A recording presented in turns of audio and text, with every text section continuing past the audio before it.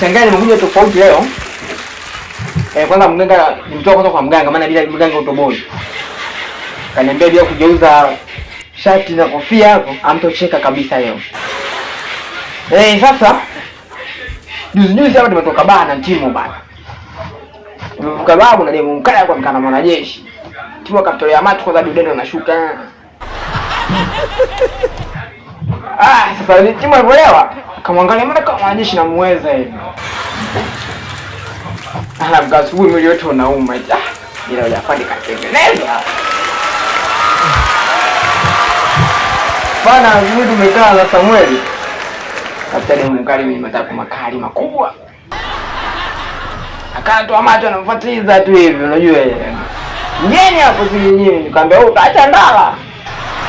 Anaondoka ndala akacho kina manezo na hata dilenji. Tembe fulani kitu kimoja. Kaacha ndala ile kaondoka na umeme. Sasa mtego.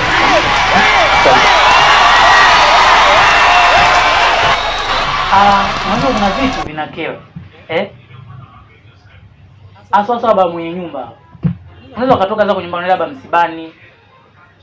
Yaani unashangaa tu simu inaita ghafla.